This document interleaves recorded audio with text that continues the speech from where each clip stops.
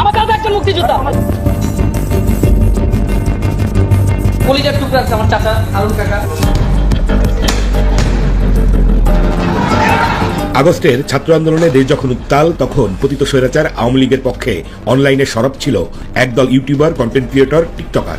আর এই কন্টেন্ট ক্রিয়েটরদের নেতৃত্ব দিচ্ছিলেন ইউটিউবার তহিদ আফ্রিদি। ফ্যাসিস্ট বলতে কি বোঝায়? তারা আমাকে ফ্যাসিস্ট বলে। আমি সবাইকে অনুরোধ করব যে ফ্যাসিস্টের ডেফিনেশন কি এবং ফ্যাসিস্ট হিসেবে আমার সময় কি অবস্থা ছিল আর এখন ডক্টর ইউনূস কি করছে হয়েছে। ইউনূসের একটা সাজাপ্রাপ্ত শ্রমিক আদালতে শ্রমিকের অর্থ আত্মসাৎ করার দায়ে এবং শ্রমিকের অধিকার বঞ্চিত করার দায়ে যে লোকটি সাজাপ্রাপ্ত আসামি, কি দুর্ভাগ্য বাংলাদেশের, সে আজকে বাংলাদেশের ক্ষমতায় বসে আছে, তাও অবৈধভাবে। অন্তর্বর্তীকালীন সরকারের মেয়াদ নিয়ে উত্তপ্ত দেশের রাজনৈতিক অঙ্গন। একদিকে অধিকাংশ রাজনৈতিক দল দ্রুত নির্বাচনের ঘোষণা চাইছে, অন্যদিকে বিভিন্ন মহল থেকে সরকারের মেয়াদ 5 বছর করার দাবি উঠছে। কিন্তু সত্যি কি 5 বছর ক্ষমতায় থাকতে পারবে এই অন্তর্বর্তী সরকার? বিস্তারিত আরিফ হাসানের প্রতিবেদনে। সুপ্রিয় দর্শক মন্ডলী, আসসালামু আলাইকুম ওয়া রাহমাতুল্লাহ। আশা করি সবাই ভালো এবং সুস্থ আছেন। স্বাগত জানাচ্ছি আমাদের আরেকটি নতুন ভিডিওতে। সুপ্রিয় দর্শক মন্ডলী, বর্তমান রাজনীতির আলোচনার প্রেক্ষাপটে খুবই একটু গুরুত্বপূর্ণ ভিডিও নিয়ে আপনাদের সামনে হাজির হয়েছি। সুপ্রিয় দর্শক মন্ডলী, ইতিমধ্যে আপনারা তারই কিছু অংশবিশেষ দেখে ফেলেছেন। সুপ্রিয় দর্শক, আপনারা রীতিমতো অবাক হয়ে যাবেন সেই অংশবিশেষগুলোর বিস্তারিত আলোচনা দেখলে। আসুন আমরা কথা না বাড়িয়ে সেই অংশবিশেষগুলোর বিস্তারিত আলোচনা দেখে আসি। সুপ্রিয় দর্শক, তার আগে আপনাদের হতে ছোট্ট একটা রিকোয়েস্ট, যারা আমার চ্যানেলে নতুন, চ্যানেলটি সাবস্ক্রাইব করে বেল আইকনটি অন করে দেন, যাতে আমার ভিডিও সবার আগে আপনার কাছে পৌঁছে যায়। সুপ্রিয় দর্শক, আসুন আমরা সেই বিস্তারিত আলোচনাটা দেখে আসি। রক্ত দিচ্ছে আমার বাবা, আমার দাদা একজন মুক্তিযোদ্ধা। কলিজার টুকরা আছে আমার চাচা হারুন কাকা।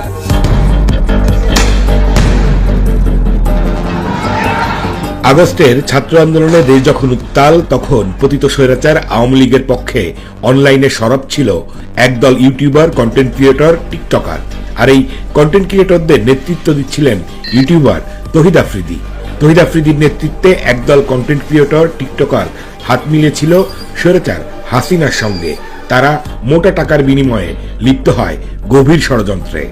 ছাত্র আন্দোলনের বিরুদ্ধে ভিডিও বানিয়ে আন্দোলন ভিন্ন খাতে প্রবাহিত করার কড়া নির্দেশ দিয়েছিল আফ্রিদি।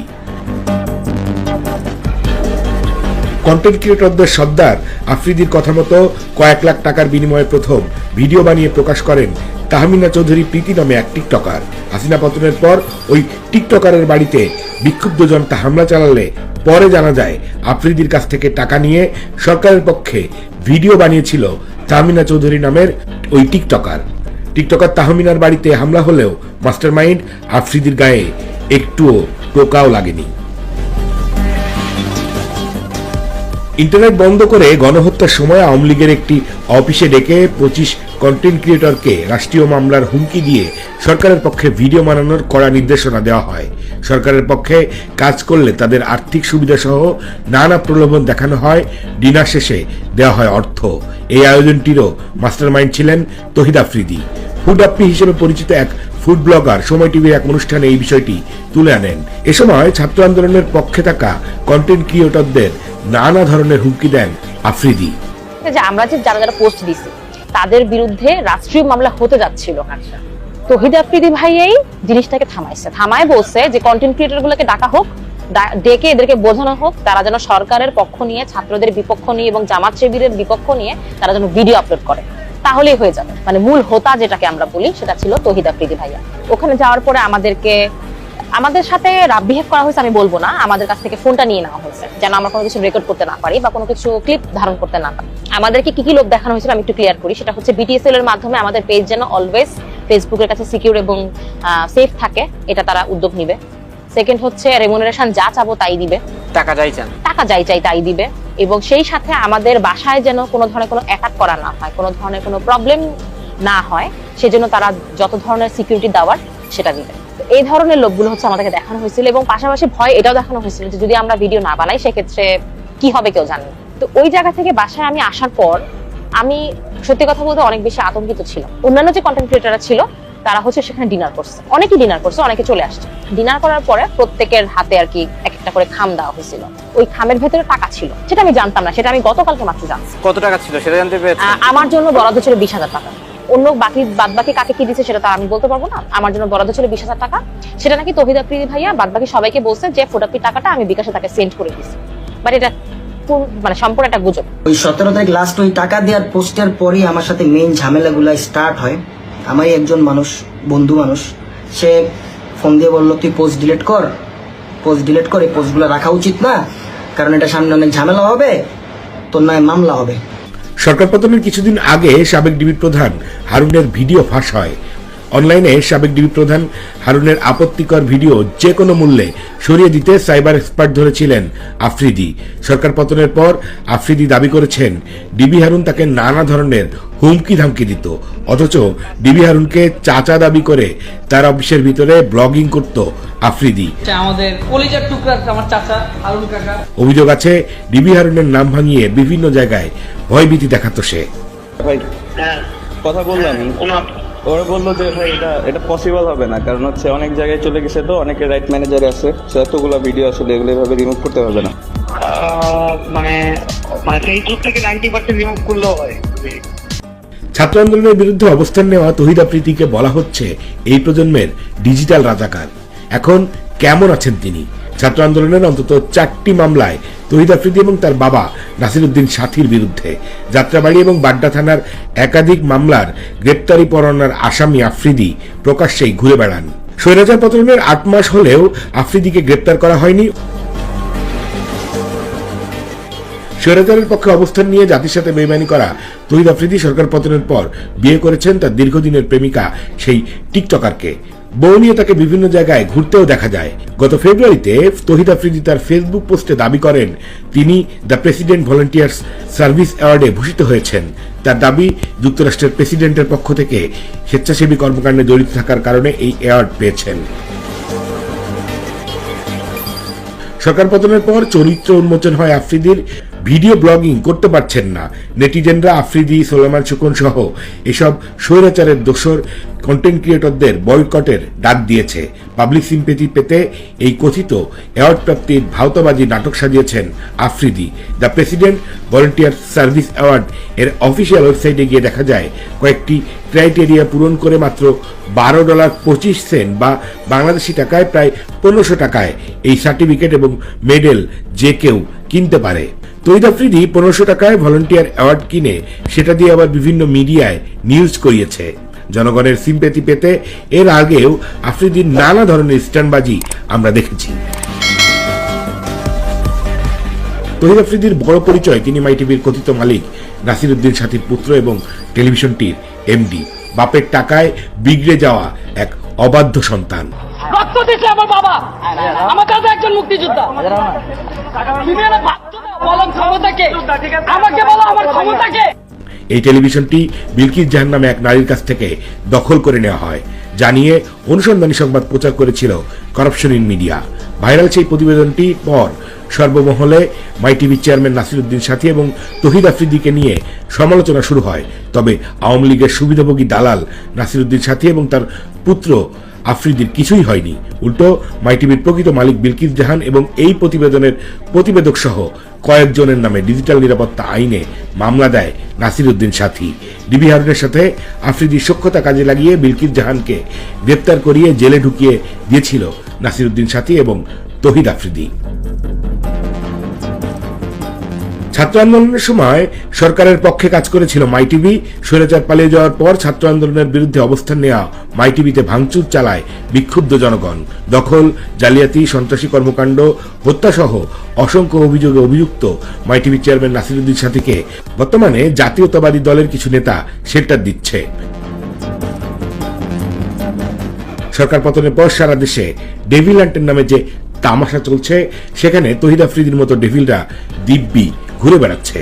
ছাত্র আন্দোলনের ডিজিটাল রাজাকারি করা তৌহিদ আফ্রিদির বিরুদ্ধে গ্রেপ্তারি পরোয়ানা থাকলেও কেন গ্রেপ্তার হয় না? তাহলে ডেভিল হান্টের নামে কাদেরকে ধরা হচ্ছে আমরা জানতে চাই। ফ্যাসিস্ট বলতে কি বোঝায়, তারা আমাকে ফ্যাসিস্ট বলে। আমি সবাইকে অনুরোধ করব যে ফ্যাসিস্টের ডেফিনেশন কি এবং ফ্যাসিস্ট হিসেবে আমার সময় কি অবস্থা ছিল আর এখন ডক্টর ইউনূস কি করছে।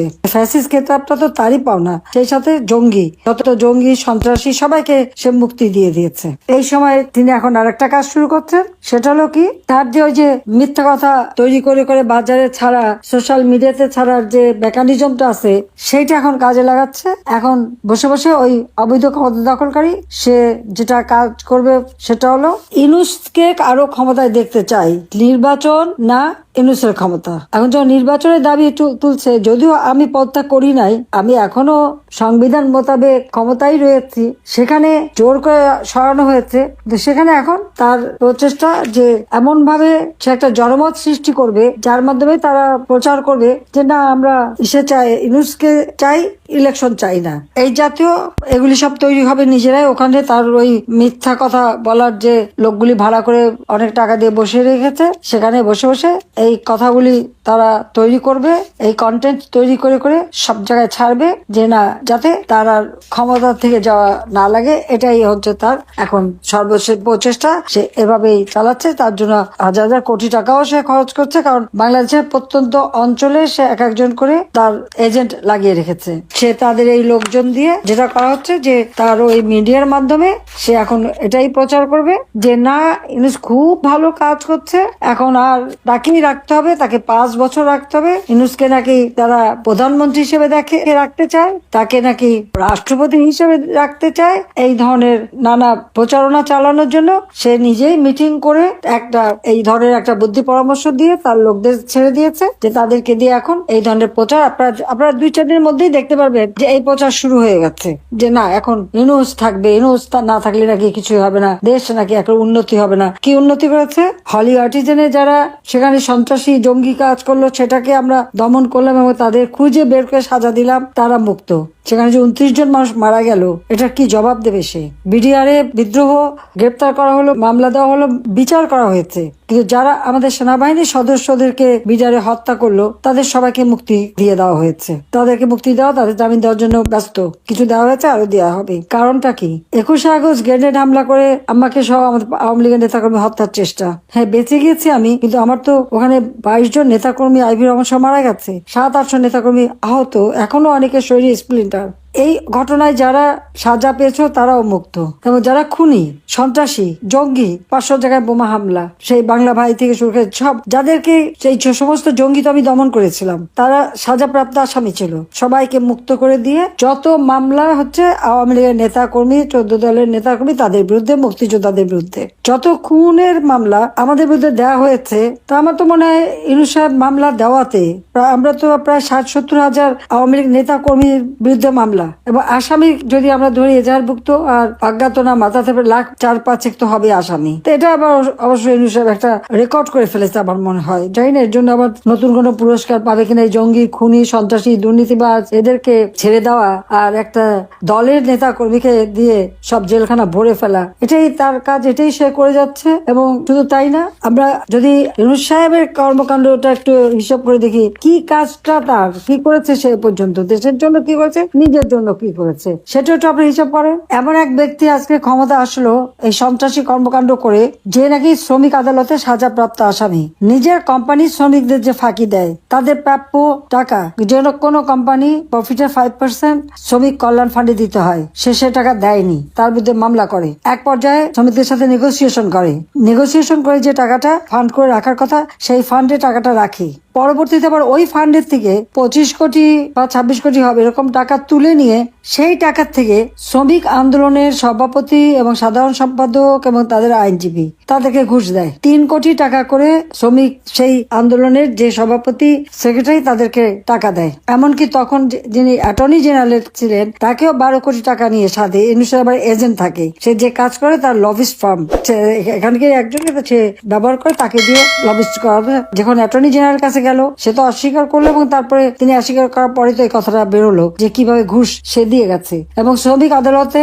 শ্রমিকের মামলায় 6 মাসের জেল হয়েছে ইউনূসের। একটা সাজাপ্রাপ্ত শ্রমিক আদালতে শ্রমিকের অর্থ আত্মসাৎ করার দায়ে এবং শ্রমিকের অধিকার বঞ্চিত করার দায়ে যে লোকটি সাজাপ্রাপ্ত আসামি, কি দুর্ভাগ্য বাংলাদেশের, সে আজকে বাংলাদেশের ক্ষমতায় বসে আছে, তাও অবৈধভাবে, অসাংবিধানিক ভাবে জনগণের ম্যান্ডেট নাড়িয়ে ক্ষমতা দখল করে বসে আছে। আজকে রাজনৈতিক দল হিসেবে আওয়ামী লীগ এবং আমাদের সহযোগী সংগঠনের নেতাকর্মী, তাদের মধ্যে মিথ্যা মামলা, হয়রানি